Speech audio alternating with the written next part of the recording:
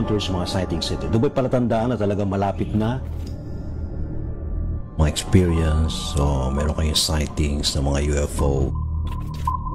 Higher beings, especially to the universe you call God. Innumerable company of angels beyond human comprehension.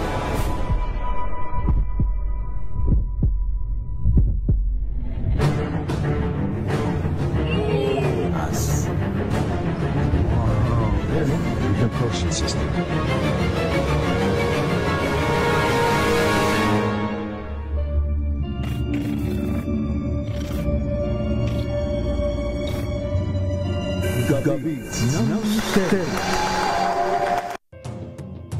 Magandang gabi po, Luzon, Visayas, Mindanao, and worldwide. Isa pang edisyon po ng programang Gabi ng Misteryo. Ito po ay karugtong pa rin po nating pinag-uusapan itong nakalipas na undas. Pero pagkatapos nga po ng paggunita sa mga namayapan nating mga mahal sa buhay, hindi pa rin maiwasan na talagang nandiyan pa rin sila sa paligid natin, ha? Lalo na po yung mga kaluluwang hindi pa rin po nakapag move on. Ayan. Hindi pa nakatawid sa kabila, Ngayon, may mga lugar ho na talagang sinasabing pinamamahayan o kinukumpulan itong mga gumagalang mga kaluluwa, binabanggit, meron daw sa sementeryo, meron daw sa ospital, ha? Iba naman ay meron din daw silang nakikita sa simbahan, ha? Iba ay lalo na sa punerarya ba, meron ba, ha? Yung iba sa mga haunted places na pinupuntahan ng mga ghost hunter, na mga ghost explorers, ayan na. Ngayong gabing ito mga kaibigan, let's welcome ating po mga panauhin tungkol pa rin po sa ating paksangay. Pero mamaya ho 11:11 ngayong gabi ay samahan din po ninyo kami sa gagawin nating Orasyo Imperata.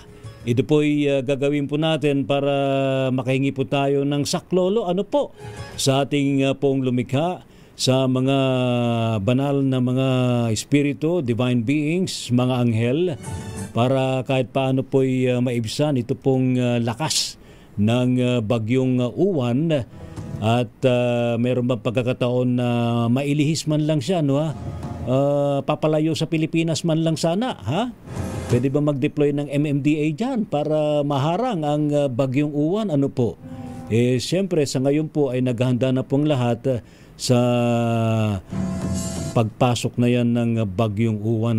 Mamaya ho, 11:11 p.m., samahan po ninyo kami sa ating programa, sa ating gagawing Orasyo Imperata. And mamaya din po mga kababayan, 3-in-1, After that ay hatiran po namin kayo ng pang-spiritual na mga musika sa ating pong Misteryo Musika. Ngayong gabing ito ay ating pong i-welcome ating mga panauhin na sa ating pong studio, si Tokayo. Bibihira natin nakakadaupang palad, si Reynald TV Vlogs. Ayan, magandang gabi sa iyo, Tokayo Ray. Magandang gabi po sa lahat ng tagapakinig ng DZRH. Ayan, mag-ingat po tayo lahat. Hindi lang tagapakinig, tagapanood. Taga-sumunod. Kumusta ka na? Anong ginawa mo nitong undas? Ikaw ba'y nag-explore? Hindi po. Hindi. Lang. Nagpahinga ka muna? Nagpahinga. Pero syempre, nagpunta ka pa rin sa sementeryo. Dumalaw sa mga relatives. Wala ka bang nahagip na ispatan Wala. Sa sementeryo ka? Wala naman po. Parang boring ba sa sementeryo? Sa sementeryo boring.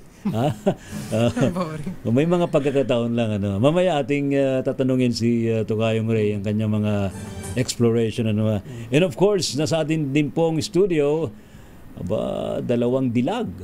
Wow. Yung isa ay si Miss Jessie ng Spiritual Guide Philippines. Miss Jessie, magandang gabi sa iyo. Welcome back sa ating program. Ay, salamat po. Magandang gabi po sa inyong lahat. Patuloy po kayong manood ng DZRH, Gabi ng Misteryo. Hanggang mamaya po sa Misteryo Musika. Abangan niyo po ang mamaya. Spiritual Guide Philippines. Pakakantayin natin si Miss Jessie uli mamaya. May mag-share para si Miss Jessie ng kanyang meron ka bang nakapangilabot na karanasan?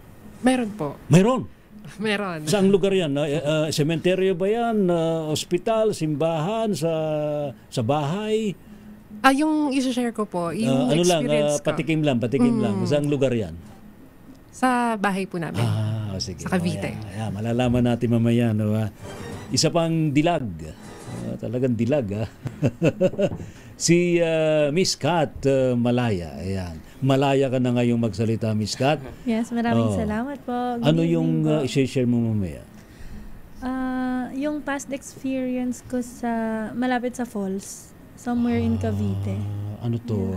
Elemento ba to? Multo? Hindi ako actually yung nakakita, pero yung kasama ko, siya talaga yung nag-aaya sa akin sa kung anong Talaga? gagawin namin.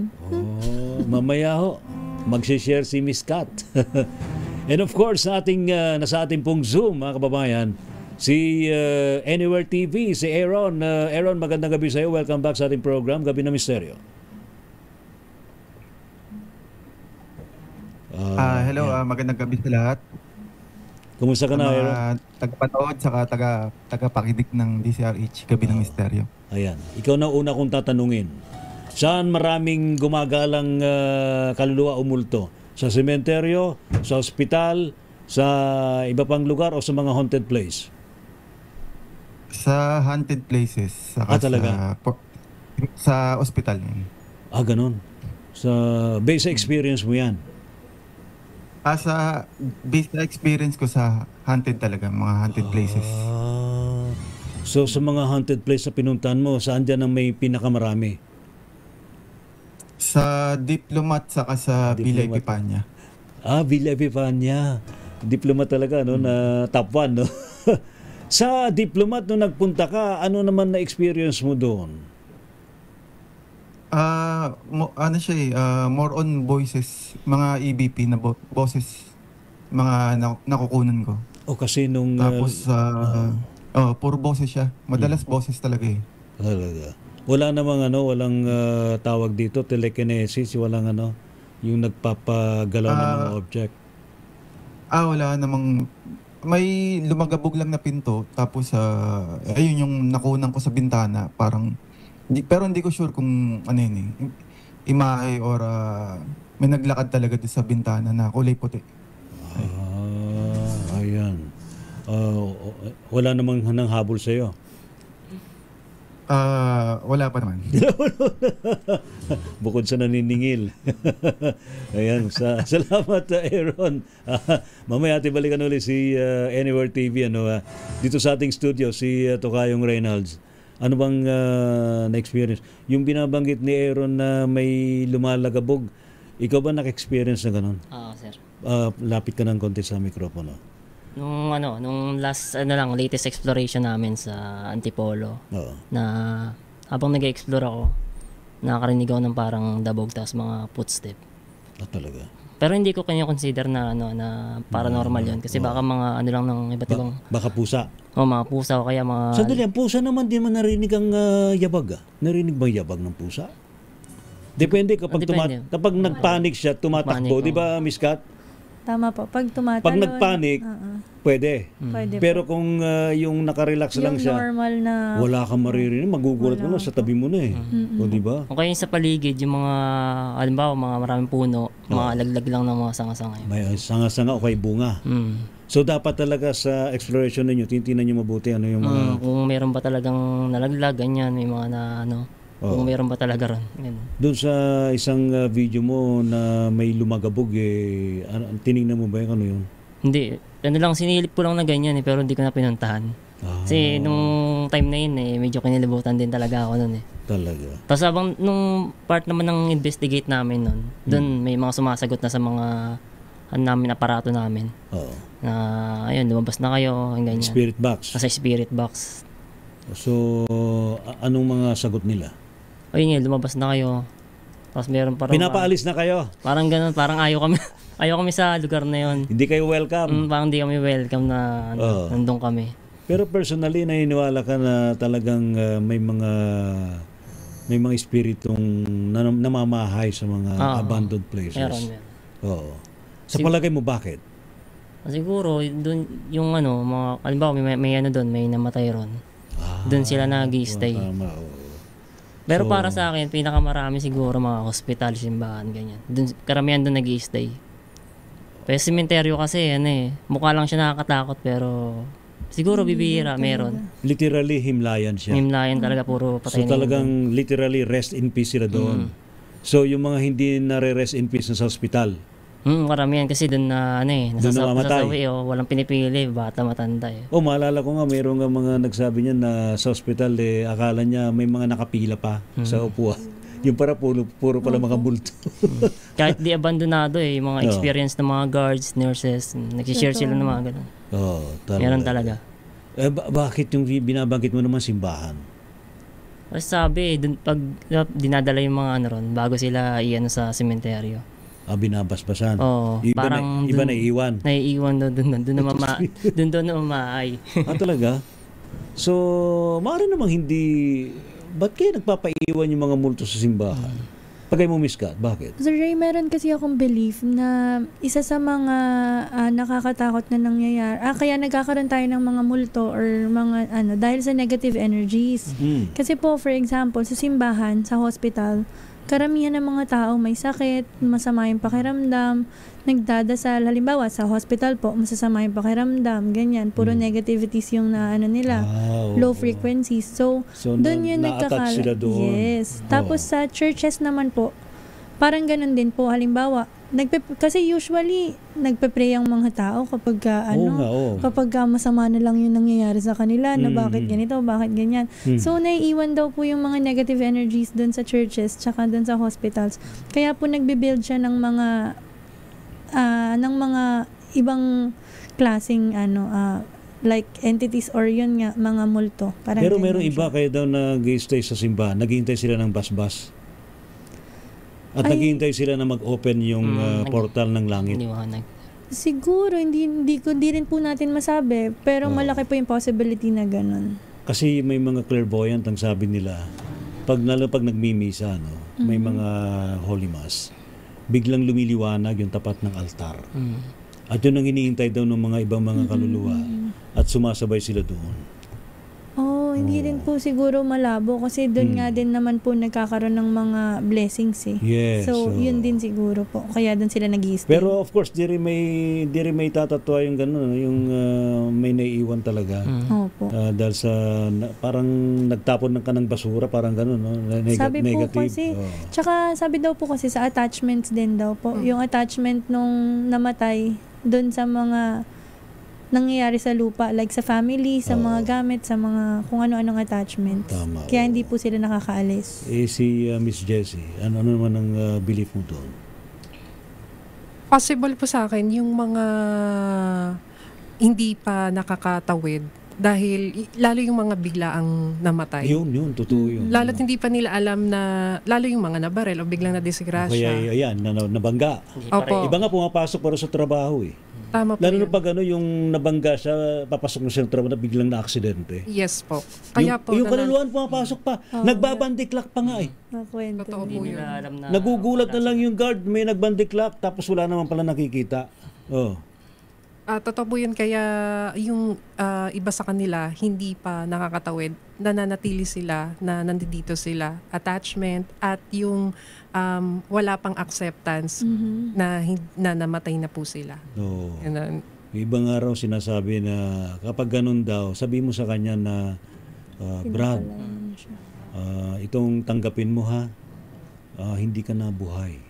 Nasa kabila ka na. Bakit naman ako nasa kabila Hindi kaharap mo nga ako Hindi niya alam yung kaharap niya, clairvoyant. Kaya siya nakikita. Saka diba po, may mga instances tayo na may mga kakilala tayong namatay. Tapos ang sinasabi po, namatay na nandito lang yan, dumaan lang yan. Kadadaan lang, di ba? Pero namatay na pala ng morning, kadadaan lang nung hapon. Or galing sa kamag-anak sa ganitong lugar, bumisita pa nga yan dito di ba? So, yan yung mga instances nga na hindi pa sila nakakaalis. Ang sabi nga raw dyan, parang namamasyal pa yung kanyang spirit. Hanggang sa umabot dun sa punto na ma-realize niya na, uy, sandali, nasa kabila na pala ako. Yan. Meron naman nagsasabi, sir, na na yung mga nag-i-stay dito sa lupa, yung mga hindi pa matahimik, kaya raw hindi sila nakakakyat pa dahil yung mga kamag-anak di pa nila let go. Kumbaga, yes, yun, attachments Exactly, din. yes. Hindi pa Best nakakalimutan. example ng Accurate attachments. yun. So kaya nga panawagan nga rito kapag kaya nga meron tinatawag na big night no sa mga lamayan sa burol.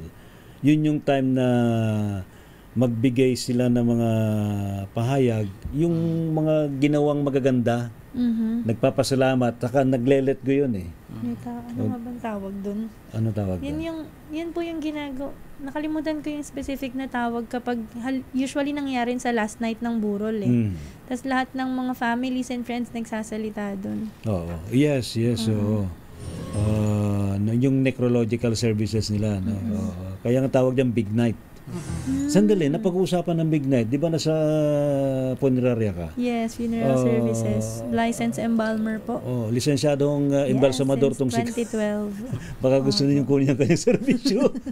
Tumatanggap po tayo Agad ng... kahit bumabuhay agad. Uy, di ba meron nga kumukuha na kahit nabuhay pa? Kasi parang may handa na lahat. Opo, meron po. Mga So, may mga special request pa yan. Yes. Mga pre-needs po. Tapos usually yung mga may kakilalang embalmer, ganyan. Uy, ikaw bahala sa akin kapag namatay ako. May mga ganyan ako mga friends. Opo. So mayroon ka na listahan ng ganun? Hindi. Inassume ko na lang po na lahat ng kaibigan ko or lahat ng mga kakilala ko gagawin ko. Wag lang po akong mauuna. Hindi kasi kapag nagbawal, mayroon kang isang sinerbisyuhan, nakita mo maganda palang service mo, maganda pagkaka-make up mo sa bangkay. Yes. O, di ba? Repeat business ang tawag doon. O, di ba? Ay, uy, okay pala to. Ikaw na lang, ha? Yeah, opo. Diba? Tsaka best, parang kind ng marketing yun eh. Pag ginalingan mo kasi sa work mo, babalik at babalik sa'yo kahit Hindi lang po kami nagsasabi ng come again. May pagkakataon ba na yung kaluluwa nung inaayusan mong bangkay nagpapakita sa'yo? Sa akin wala naman pong mga ganun. Pero yun nga, parang may mga minsan nangyayari yung biglang may kakaiba kang feeling na lalamig sa ibang part, ganyan. So as embalmer, iniisip ko na lang po scientific lahat. Oo. Tama naman. Para di ka na matakot. Para hindi po ako matakot. Kasi wala akong third eye eh. So ayoko rin naman, Lord, thank you so much. Hindi mo binibigay sa akin. Actually, meron yan. Sarado. Lahat naman tayo meron eh. Hindi po ino-open. Hindi lang activated. Yes. Pero actually, yung nandyan lang yun, pero ini-ignore lang. Oo, totoo po yan. Ayan. Salamat, Miss Kat. Si Aaron ng Anywhere TV, Brad, ikaw ba, anong mga na-experience mo na biglang na lang, ikaw ba may time ba na nabubulaga ka kapag may biglang sumisilip sa mga pinupunta mo mga haunted places? Etong last exploration ko, nag-explore ako dito sa may military housing abandon dito rin sa Saudi. Parang nitong November 1 pumunta ako rin eh. Nung nasa last floor na ako ng building, talagang totally totally abandoned siya. Nung nandun na ako sa last floor ng building, talagang literal na may naglalakad sa kwarto, tapos parang may nihilang sa ako. Talaga? Narinig mo yun? Ginawa ko, pinatay ko yung ilaw ko. Patay akong ilaw kasi restricted area yung lugar. Baka may security. Tapos siguro mga 5 minutes ako na gano'n. 5 minutes ako hindi gumagalaw. Parang kabado ako. Baka mahuli ako. Tapos may inihilang parang hindi ko maintindihan yung inihila sa loob ng kwarto. Tapos may mga footstep marami. Tapos maya-maya nawala na. Tapos pagbukas ko ng pinto, talagang walang tao doon sa floor. Ako lang mag-isa. Pero sabi ko parang parang tansya ko baka poltergeist eh. Mga sundalo. May naglalaro din sa Kasi kung military, military base ba yun? Military camp? Abay, baka kaluluwa yun ng mga namatyan na sundalo. Hindi ko sure eh. Pero ang kwento sa akin ng mga locals doon, may mga namatay daw doon ng mga... Pero hindi naman talaga namatay na, na brutal. Mga natural death lang. Mga namatay sa sakit. Pero parang yun nga nagulat ako kasi nga talagang totally abandoned yung walang tao eh. Tapos nagulat ako, may naglalakad doon sa fourth floor. Tapos biglang may kumakulos, parang may hinihilang mabigat. Talagang huminto ako, pati tibok ng puso ko, huminto eh. Pero sandali, di ka ba na-excite nun, lalo na sa Ghost Explorer? Kasi yan ang target ng mga Ghost Hunter eh, yung may mga manifestation na ganyan, may mga naririnig, may kumakalabog. Ang concern ko kasi yung ano eh, security. Basta wag lang ano, no? Wag lang scripted ha. Meron kasi iba fake. No. Ang concern ko kasi rin yung ano, security, baka security. Oo. Kaya medyo kinabahan ko. Baka kasi ano. Baka bigla kayo ipakulong. Bantay. Lalo na medyo. Hindi ko iniisip na ano eh. Hindi ko iniisip na multo. Ang iniisip ko ano, yung security doon sa lugar. Kaya kinabahan ako. Tapos yung chinay ko, walang tao. Talagang totally walang tao. Pero ito, I think magandang advice no, Tukayong Ray. Kapag nagpupunta ba kayo sa mga haunted places, kasi dapat meron kayong coordination sa barangay eh. Baka sabihin pa nung mga kapitbahay nung abandoned house, eh may mga magnanakaw. Okay, may gagawing masama sa loob. May gagawing masama. Kaya nagpapaalam muna baka magpapat session.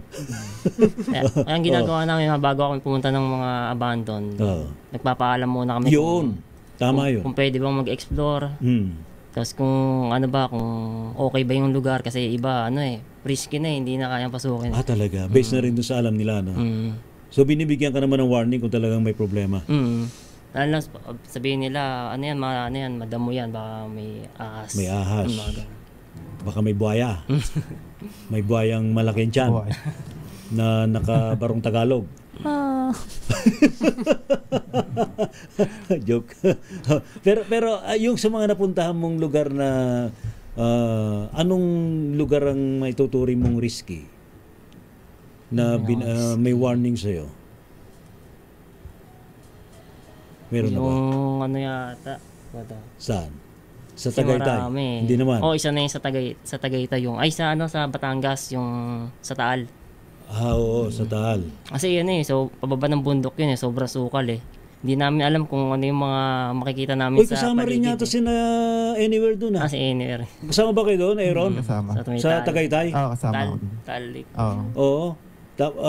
Sobrang hirap ng trail doon. Oo. Yung matarik, no? Yung pababa. Oo. Nung gabi, hindi namin alam yung nilalakaran namin. Yung pala bangin na pala yung gilid. Nung kinabukasan, nakita namin yung dinaanan namin. Yung gilid pala ng bangin. Akala namin puro puno lang. Sabi ko, pag nahulog tayo rito, tayo nagmumulto. Konting pagkakamali ng hulog na. Ayan, no. Talaga naman, no. So, yun ano pang ibang tip ninyo? Ikaw, Miss Jessie, nasama ka ba sa ganito? Exploration? Ako po, personally. Nag-isip ka ba nag-try?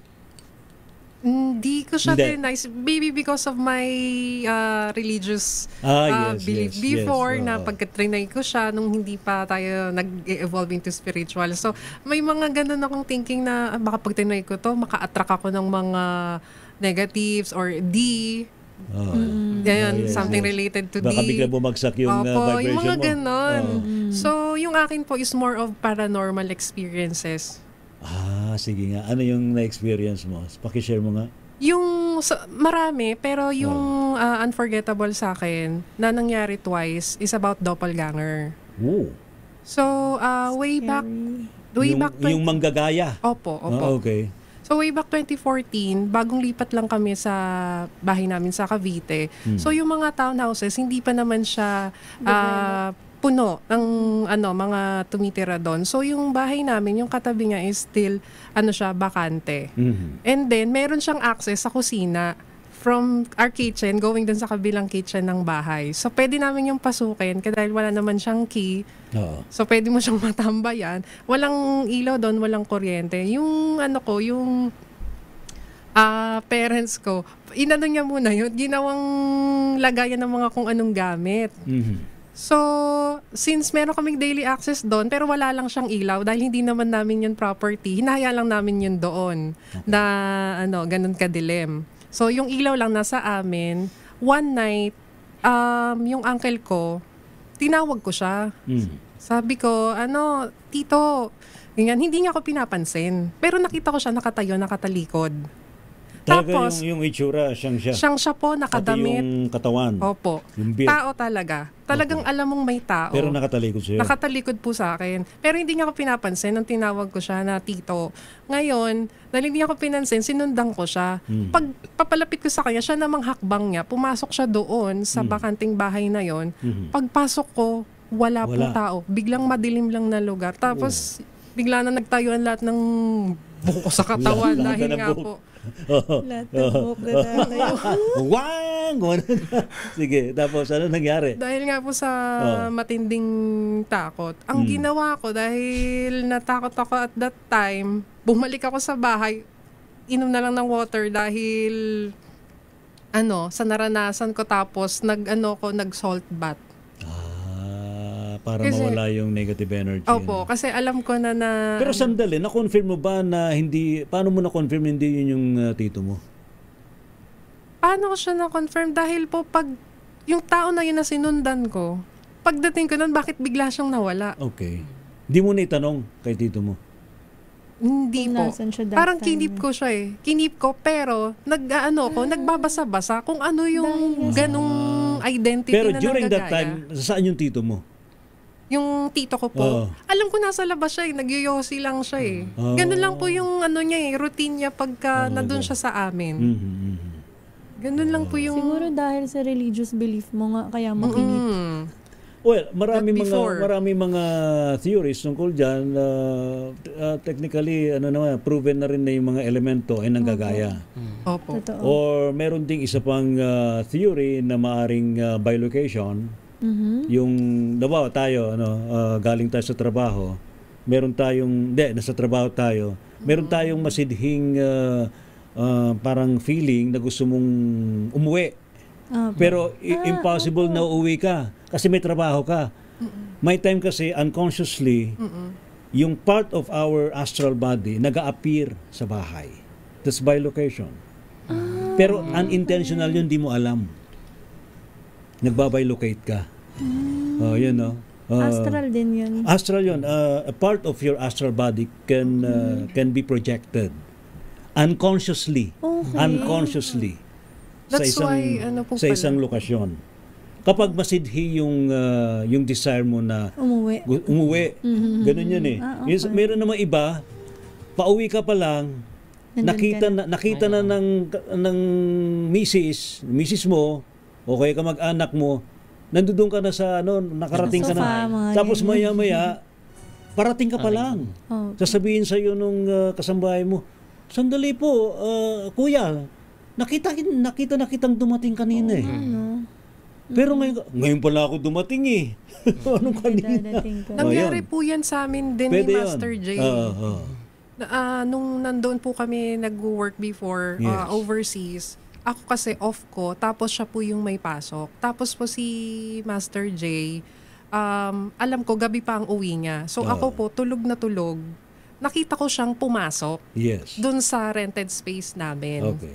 And then, sinabihan ko siya makikisuyo na patapon ng basura.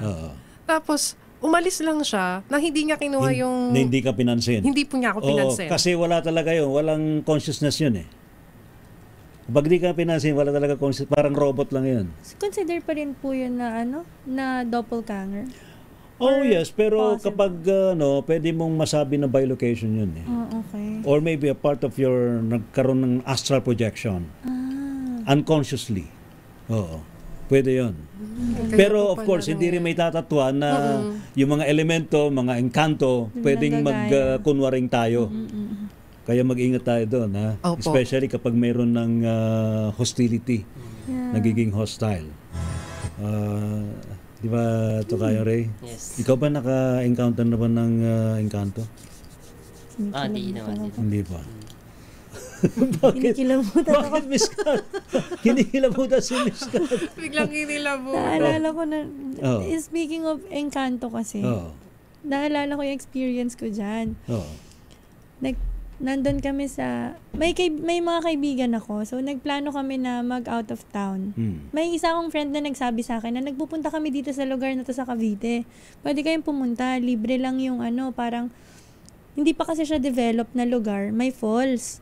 Sabi niya, ito lang yung sasakyan nyo, tapos ganito yung bayad, parang 30 pesos pa lang, ganyan. So kami naman po ng mga kaibigan ko, habang nag-iinuman kami ng gabi, nag-isip kami na pumunta doon, 4 kami. May boyfriend ko yung dati, tapos mga kaibigan ko yung 2. So 2 babae, 2 lalaki. Sabi namin, kita tayo ng umaga, kuha lang tayo ng gamit sa bahay, tas diretso na tayo habang lasing pa, ganyan pa nung before. That was 2015 din. Alright. Tapos po, nung kinaumagahan, ang nangyari, 2 lang kami ng partner ko yung natuloy. Yung 2, hindi sumama. Tanghali na kami nakaalis. Dumating kami dun sa Cavite dahil medyo malayo siya. Magla-lunch na. So, pagdating namin, hindi pa kami marunong mag-camping nun. Okay. So, ang mga dala pa namin, sobrang dami. Tapos, mga malalaking bags, ganyan. Pagdating po namin doon, sabi namin, uy, sakto, konti lang yung tao. Yeah, di nag-set up kami. Tapos dahil hindi nga po kami campers at hindi rin develop yung area, nung nag-set up kami, may mga dumarating pa. Mga 3 p.m. may mga dumarating. Dahil may hangover kami, sabi namin, sige, stay na lang tayo dito. Kasi may mga mag-overnight naman, ganyan-ganyan. Sabi ko, sure ka? Sabi niya, oo, mag-stay na tayo, mag-overnight yan sila kasi 3 p.m., 4 p.m. dumarating. Okay. Tapos po, nung mag-6 p.m. na, nagdidilim na. Nag-pack up lahat yung tao. Tapos kami, may nakatayo kaming tent, nakakalat lahat ng gamit namin sa cottage. Tapos wala nang ilaw dahil hindi develop yung area. Sabi ko, paano tayo mag-overnight dito? Walang ilaw, walang kahit ano, walang kuryente. Kasi po, mga taga doon lang pala yung mga tao. So ilan na lang umuwi na? Kaming 2 po yung naiwan. Dahil madilim na. Pero hindi po kami nakauwi kasi po sobrang dilim na. Pero yung mga nag-pack up umuwi na. Umuwi na. 2 kami natira. Pero hindi nyo kilala yung mga yan, ha? Hindi po. Okay. Tapos, ang nangyari, nung naiwan kami, wala kaming choice. Tapos hindi exciting nga po kami... yan! Hindi siya exciting. Bakit naman hindi exciting? Wala kami, dahil hindi pa nga kami ganap na campers, bida-bida lang kami, lasing lang. Wala kami mga flashlight, wala kaming power bank, wala kaming equipments. Mayroon kaming kalan, pero ganyan pa kalaki. So, yun nga yung nangyari. Hanggang sa... Pero may tent naman kayo? May tent naman po. Yun nga po yung hindi kami makapag-pack up kasi may tent. Wala lang kay ilaw? Opo. So, sabi ko, sige, muna tayo, magstay na lang tayo. Sobrang dilim na po. Lahat ng mga... Pitch black.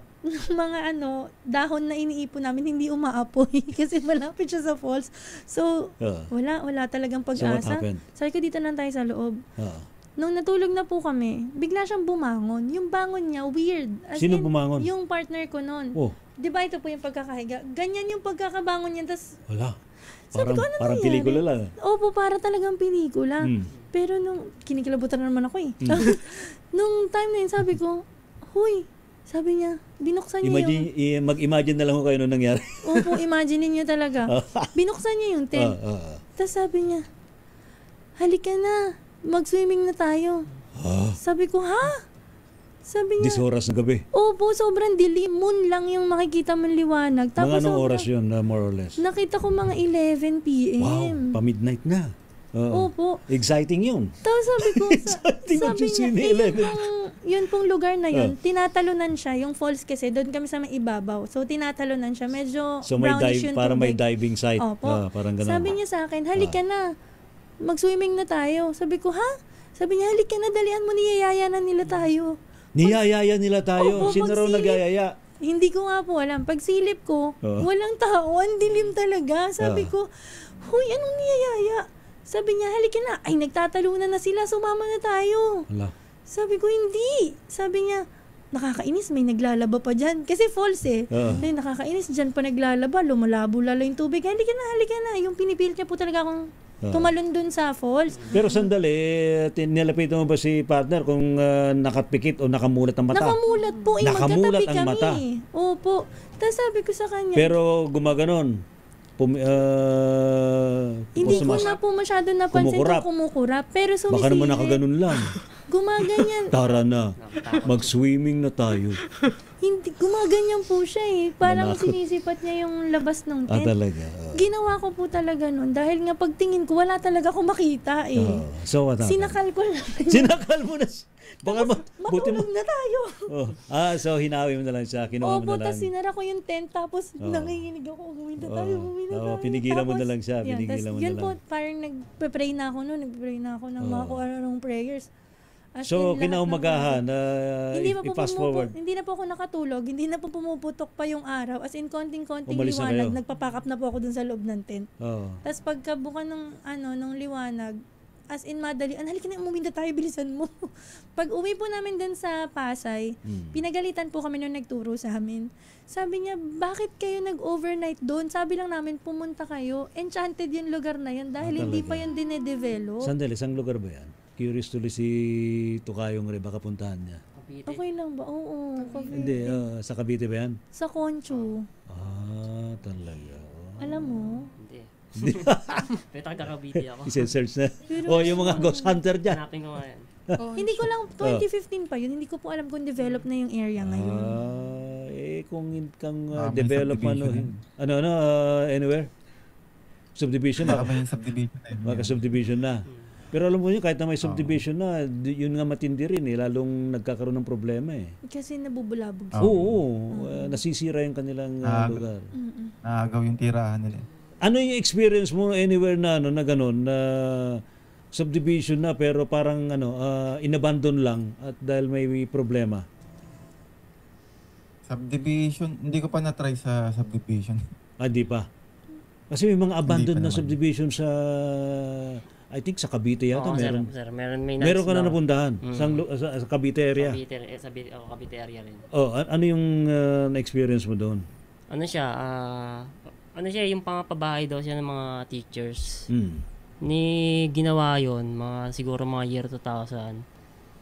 Pero hindi na tinuloy. Pero mga mahigit 200 na daw yung bahay na yun Pero hindi na siya tinuloy gawa ng delikado raw yung lugar dahil dati raw dam site yun. Tinignan daw ng nag-i-inspect doon na di na pwede ito kasi delikado na raw. Tapos daw doon may mga parang may mga elemento nga raw nagpapakita. So mga elemento na ang nanirahan? Meron daw ganun. Hindi kasi normally kapag hindi naman tinitirahan talagang bahay, mayroong ibang titira. Alis sa mga gwardyado yun ng kung anong basbas ang ginawa mo. Tapos nakakarinig ako ng doon mga sit-sit. So pinunta mo yun? Talagang nilibot mo yun? Nilibot ko, sir. O wala naman nagpakita sa'yo? Wala naman. Nakakarinig lang ako ng mga sit-sit na parang ang word Hindi ko malaman kung baka sa mga dahon lang Pero galing sa kasi daob ng bahay. So hindi mo na lang pinapansin? Hindi na lang. Basta sabi mo, dito lang naman ako para mamasyal. Nag-explore lang. Nag-iisip na lang ako ng mga positive na... Sabi ni Mr. Katoklas, sabi niya, ito para sa ito, Kat, may bahay kami sa Imo, sa hanapin natin yan, ate. Sabi ni Andrew Alice Luna, Conchu sa 13 Martires. Talaga. Meron bang falls doon? Meron po. Malapit siya sa school parang may dadaanan kang school, tapos maglalakad ka pa. Yun po, kaya hindi rin kami nag-pack up kasi nga ang layo ng lalakarin Sabi ni Mr. Gato, ganyan ang gusto ko, yung may maglalaba sa falls, tapos pakanta-kanta. Okay lang sana kung maganda yung kanta, paano kung nananaghoy? Ayun lang. Di ba? Yung, bakit mo ko iniwan? Magano, di ba? Si Mia. Hello Idol, Anywhere TV, magandang gabi sa iyo. Ayan. Si Victoria Richard, magandang gabi din po sa inyo. Magandang gabi po sa mga nakatakot. Hindi nag-educate po tayo dito. Actually, yung katakot, naman yan kasama na sa ating pakiramdam yan. Yes. Flor B. Fernandez, nakikinig po kami sa isasagot po ninyo, Sir Ray. Ano yung tanong? John Lee Sabando, magandang buhay po sa inyo. Wow. Si Maria, yun, Kat, eulogy. Ayun, eulogy po, yan tawag kapag last night usually. Tawag natin ito, big night di ba? Tawag para masaya, di ba? Leia Santo Padre Pio po can do by location. Oh yes, actually yung mga santo, they can do it. Intentionally yun sa kanila. Si Jesus Christ, si Boss Jesus Christ, nagwa-by locate yan. Iba nga nagmumulti-locate. Parang omni. Alam mo yung omni, yung everywhere at once. Parang ganun. Multi-location, ha? Lalo na yung mga ascended masters na yan. Naku, talaga naman. I think si Buddha, nagawa niya rin yun eh. Hindi lang by location, kundi sandali. Si Ma'am Jo ba, nagawa ba niya yan? Mamaya, abangan po ninyo si Ma'am Jo Villasano sa Horacio Imperata, 11:11 p.m. Uy, sumama po tayo. Ano po? Sama-sama tayo magdasal mamaya, 11:11, para po kahit paano makahingi tayo ng saklolo sa Poong Lumikha, mapahina man lang o mailihis itong damuhong bagyong to eh. Si Uwan. Ayan. Mamaya baka si Jacos sasama rin. Oy, magandang gabi po. Si Lara Calusa dyan sa Baguio City. Karoli, makalinaw, hindi po tayo barbero dito. Hindi lang ho kwento-kwento lang po ito. Based po ito sa experience. Ano po. Si Flor B. Fernandez, tanong po yung nagpakamatay po ba sa bahay, nagbigti, saan po siya ngayon? Ikaw, Tokayo, sa palagay mo pag mayroong bahay na nagbigti, may nagbigti sa isang bahay, saan napupunta yung kaluluwa? Nag-i-stay doon. Nag-i-stay doon, bakit? Kasi parang dito, masama yung nangyari sa kanya eh. Doon lang siya. Parang hindi niya rin tanggap. Tama. So, yung kanyang energy, yung consciousness niya nandoon sa bahay. Oo nga, parang ganun eh. Nakadikit lang yung kanyang enerhiya sa... Kaya ang ginagawa ng mga spiritual healers, kine-cleanse yung lugar at mapalaya yung spirit dun sa lugar. Actually, mortal sin yan, yung nagpakamatay. Oo nga daw. Masyadong mabigat. Hindi ka agad makaangat. Oy, Brother Elias Pascasio, magandang gabi sa'yo. Wala ka dito ngayon. Alam po ninyo mula pagtaro lalo islang ng dumarami. Ano ibig sabihin nito, Brother Elias? Sabi ni Mr. Katukla, sarap makinig talaga ng mga ganitong topic. Sabi niya, nakakaalis inip. Lahat ng Ghost Hunters, kumusta na kayo? Ito, kanyang, sige nga, i-shout out nga natin yung mga Ghost Explorers dyan, mga Ghost Hunters, nangunguna si Brother B, Bungo TV, si Maestro Ed, J-Ski, Haunted PH, si Kuya Kus, yan Just Clint, si Sarkaro, na-invite na rin natin siya dito, yung kanyang grupo. Basta lahat kayo, pati nasa studio, ingat po palagi. Sir Ray, pasensya na po, di ako naka-join. Medyo, yes, it's okay. Si Master Gala nga, na-invite ko, pero mukhang busy rin. Itong si Master Gala, gumagala din sa mga sementeryo. Marami na pupuntahan. Yan ang paborito niyang gala. May time pa nga nakaka-encounter daw ng swang. One time siguro pag-usapan natin dito tungkol sa aswang. Pasintabi po sa mga aswang. Kasi mukhang may mga experience ulit sa inyo. Alright, so Brother Aaron, ano may papayo mo kapag sa mga kapwa mo explorers and mga ghost hunters, especially para maiwasan na malagay sa panganib ang buhay sa inyong ginagawa? Especially sa mga baguhan, lalo na pag mga, kasi madalas nakikita ko uso ngayon yung mga babae nag-ghost hunting mag-isa. Napaka-delikado pagdating sa babae. I agree with that. Maraming masamang loob, simenteryo. Baka iba yung ma-hunt mo. As much as possible, magsama ka ng delikado yung physically sa security. Oo. Sa safety. Baka ikaw ang ma-hunt. Tapos, Tapos yun, lagi ka magsasama. Tapos, syempre, check mo yung lugar, kung safe naman yung lugar, i-explore. Tapos, yun, syempre magpapaalam ka kung may bantay yung lugar or sa barangay para at least alam kung nandun ka sa lugar na yun, kung may mangyari sa'yo, alam kung nasang lugar ka. Good advice. Tama yung advice na yan. Para ang priority rito yung safety mo physically. Opo. Yung paranormal, na yun, less na lang yun. less Yung mga priority ano na lang. naman, yung mga patay naman, di naman tayo magagalaw niyan. Yung mga buhay, Totoo yun. pwede tayong, Sabi nga Matakot ka nila, sa buhay. pwede tayong galawin yan. matakot ka sa buhay, wag sa patay. Talaga. Oo. Tama. ang patay, Coming ang from- patay naman, manggugulat lang. Ano ba? Yes. Alright. So, yun ang advice mo, Brother Aaron. Ayun. Oo. Pero ikaw personally, ano yung pagkakataon na nalagay sa peligro ang buhay mo? Bukod doon sa Tagaytay. Yun lang, yung mga, lalo na pag mga restricted yung area, Mhm. wag yung gagayahin yung ginagawa ko. Ayun, oo. Yung bawal kasi pumasok. lalo dito sa lugar ko, kasi dito kasi mahirap kumuha ng permit, lalo na dito sa Saudi Arabia. Oo. Napaka-restricted ng lugar, kaya pag nahuli ka rito, diretso uwi ka na ng Pilipinas eh.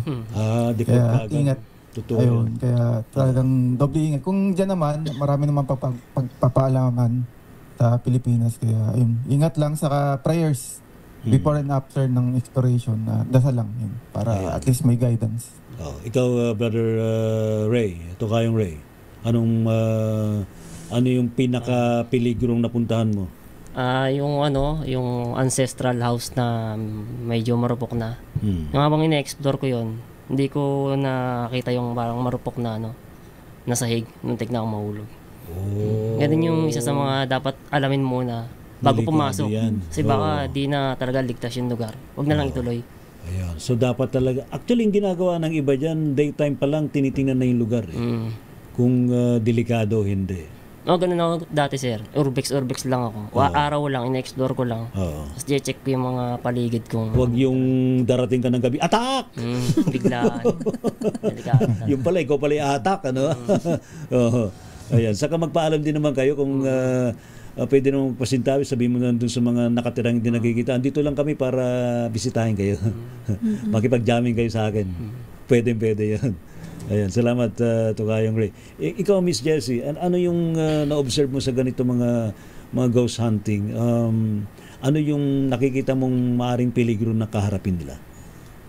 Ako po, since hindi naman wide yung experience ko when it comes to ghost hunting, ang masasabi ko na lang po is we have to understand na hindi lang tayo human beings yung nandito sa 3D world. Yes. So it's up to you who you connect with, kung sa dark o sa light man yan. Now, alam naman natin na kung saan tayo magkoconnect, may mga consequences yon. Yung mga kagaya po nila na into ghost hunting, expertise po nila yan at sila yung may mga kakayahan gumawa niyan. Alam naman natin na ito hindi para sa lahat. Tama. Tapos, kagaya po ng sabi nyo kanina, yung takot, nandyan na yan. Ngayon, it's up to you paano mo ito babaguhin o tatanggalin sa sarili mo. So, as much as possible, if we could vibrate into a higher vibration or higher frequency, wala yun. yes po. Totoo yan. Kasi ang matatakot sa yung mga multo. Yes. Kasi makita niyo light sa iyo eh. Para kang malaking bumbilya na although yung iba ginagawa nagtatanggal sila ng mga mga medalyon, mga kasi pang protection. Opo. Kasi pag meron daw silang ganun, di sila lalapitan ng mga multo. May mga protection po yan sila at may mga kakayanan yan silang gawin kaya nandyan po sila. Salamat, Miss Opo, Jessie. Ikaw naman, Miss Kat, ano naman ang may advice mo? Yun nga, ang advice ko lang ay mas matakot talaga tayo sa buhay kaysa sa patay. Kasi, yes, kasi Sige. coming from a licensed embalmer na practitioner. Pero yung yung lugar sa Concho, nabalikan mo ba yan? Babalikan mo ba yan? Hindi eh. Kasi ako po ay hindi po ako mahilig. Nung kabataan ko po, nag-explore kami, pero parang laro-laro naming mga kaklase ko. Halika, maaga tayong pumasok sa school para mag-ghost hunting. Mga ganyan. Isa naman akong takot na takot nun. So, hindi ako sumasama. Tapos, ironically, isa siyang embalmer. Totoo. Yun, kaya po ang nangyari nung sa Concho, hindi ko na po siya nabalikan ulit. Pero sandali lang, doon sa ginagawa mo sa embalmer, meron ka ba naisip na sana wag siyang ganito? Kasi matatakot talaga ako, tatakbo ako. Ano yun? Actually, meron akong experience sa patay na gumalaw yung kanyang mga hands. Paano galaw? Gumanon? Opo, pero medyo mabagal lang, tsaka mahina. Oh. So, at some point, inisip, parang naihagis. Baka mo gumanon. Naihagis ko siya kasi meron po akong isang parang ginagawa dito sa part na to. May in-insert kaming tube, which is trocar. So, pagtusok ko sa kanya, naihagis ko yung kamay kasi gumalaw. Tapos iniisip ko ngayon, bakit ka gumagalaw? So, tumayo ako ng mga 15 minutes yata dun sa tabi niya. Bakit ka gumagalaw? Ano bang ano? Ano sagot niya? Hindi naman na po gumalaw ulit. Tapos siguro nga, sabi ni Lord, hindi ka pwedeng matakot. Bibigyan kita ng scientific explanation Yes, yan. ano yung scientific So, explanation? pag hawak ko po nung trocar na tubings nga, pag ganyan ko, pag galaw ko, natatamaan yung joint. Yun. So, science Yes, yun. okay. Science. Sabi ko, thank you, Lord. Science pa rin to. Saka yung biglang bumabangon, science din yun eh. Opo, actually kapag po na de-decompose na yung patay, sa mga ibang funeral homes po na nag-i-stock ng patay dahil sa mga nagiging gumaganyan po yung patay. Pero, as time goes by yun, mga ilang months. Oo. Diba po? Hindi inaagnas na yun. Hindi pa po siya totally amag pa lang. Amag. Opo. Pag mga unclaimed na bodies po, hindi po kasi siya nililibing agad. Hindi siya Ba't kinikremate gumagano, agad. kumukulunto yung mga ugat o mga muscle? Yun po yung mga nagkakaroon na ng decomposition pero very minimal lang. Yan na science yun. Para pong mga zombie yung itsura, ganyan. Paano kung nakaburo biglang bumangon? Wala pa naman po ako experience. Wala naman experience. Sa pelikula lang ni na Dolphy sa kanila Chiquito yun. Opo. Di ba? Ewan ko, kilala ba rin si Chiquito sa si Dolphy? Opo. O kaya si Pugak. Ayun, hindi na yan. Di ba kilala si Pugak? mga komedyante. Ayan, ginagawa lang po natin na light yung ating pinag-uusapan. Para naman sabi nga ni Mia, mas nakatakot po ang Ghost Project kaysa multo. Ayun. Kumukuha ng buhay ang pagiging sakim. Tama po. Agree kami sa iyo. Pero sabi niya, gusto rin daw niya mag-explore. Kaso duwag siya. Exciting ho yan. Yung duwag tapos nag-explore. Ganyan din ako dati sir. You have to overcome yun eh. Challenge mo sarili mo eh. Face your fears. Di ba, Brother Aaron, parang yung 3 o'clock challenge mo, parang kasi, sabi nila pag 3 o'clock, very close yung yung spirit world sa physical world. So masyadong manipis. Nag-open nga daw so madali mga silang portals. Madali silang makapag sa physical. Pag takot daw yung kasama mo, mas lapitin ka ng mga multo eh. Ayan. Alright, so i-wrap up na natin ating discussion tonight. Mamaya abangan po ninyo ang ating Orasio Impirata 11:11 p.m. with Dr. Joe Villasano at sa lahat-lahat pa rin po natin makasaman dito. Brother Aaron, sa karaw pwedeng matungayan sa iyong mga vlog, sa iyong exploration? Follow nyo ako sa aking YouTube channel, Anywhere TV, saka sa TikTok, saka sa Facebook. Ayun, meron akong upcoming videos, ongoing pa, ine-edit ko pa. Abang-abang na lang. Saka shoutout pala sa mga kaibigan nating ghost hunters dyan sa Pilipinas, saka sa family ko. Shoutout. Maraming salamat, Brother Ray. Thank you, Aaron ng Anywhere TV. Tukayong Ray ng Renal TV Vlogs. Ano nyo na lang ako, follow and subscribe nyo lang ako sa aking YouTube channel and TikTok tsaka page. Same name lang, Renal TV Vlogs. Tsaka binabati ko nga pala yung asawa ko nandito ngayon. Tsaka sa family ko, sa Team Night Shift, sa lahat, sa pati yung mga kasama ko dito. Kay Aaron. Salamat. Miss Jessie, maraming salamat sa iyo and tuloy-tuloy pa rin tayo hanggang mamaya. Opo. Inimbitan po namin kayong manood pa rin hanggang... May concert po si Miss Jessie mamaya. Hindi naman po, lahat kami. Overall participation. Musika, medicina. Yes. Salamat, Miss Jessie. Salamat po. Thank you so much. Miss Kat, saan ka raw pwede matungayan sa mga gustong magpa-imbalsa mo? Nag-offer po ako ng retouch sa mga patay na hindi nyo nagustuhan. Wow. Talaga? Yeah, follow nyo lang po ako, Kat Malaya. Actually, meron sir. Kasi meron to. Sandali, sa very short lang. Mayroon bang may mga style din ba ng gupit, ng make-up? Meron po. Style ng buhok, ng gupit, ng make-up. Meron talaga, sir. Tapos, yun kasi may mga ibang embalmers pa rin na ang makeup nila old school type. Yung parang cake. Ganun? Opo. So, yun yung, siguro hindi sila nababayaran ng tama. Ayusin po natin sa mga funeral homes. Saka yung ng panyo dito, pag ganun? Ginagawa kasi yung pagtatali ng panyo, sir, sa hospital pa yon para po hindi mag-lock ng nakanganga. Dahil pag nanigas na yung bangkay. Scientific din yung nun, sir, process na yun. Akala nila ng ibang families binababoy, ganyan. Cultural, Opo, pero scientifically, tinutulungan nila kaming embalmer. Required. Yes, sir. Pati yung tinatali yung kamay, tinatali yung paa, sa mga ginagawa yun ng mga Talaga. Tapos kapag may make-upan mo na, ayusan mo na, tinatanggal mo na yun. Bago po mag-start yung embalming, tinatanggal yun lahat. As in, nililinisan siya ng buo. Para din malaman namin kung may mga sugat or mga opera, ganyan. So may idea na kayo ho. Si Miss Kat, saan ka raw pwede makontak? Kat Malaya po sa Facebook. Follow niyo lang po ako. Pwede kayo mag-message kung may mga questions kayo. Ayan. Salamat, Miss Kat.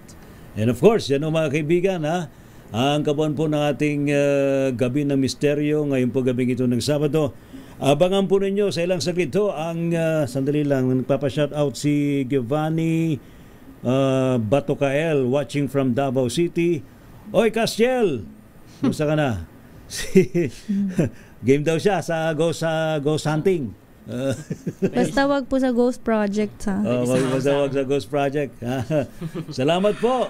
Sa ilang saglit ho, mamaya, anytime, pagkatapos po nito ang ating Orasio Impirata. Yes. And yung inaabangan po ninyo na masayang kantahan, tugtugan sa Misteryo Musika. Pilipinas ang oras, 11:05 ng gabi.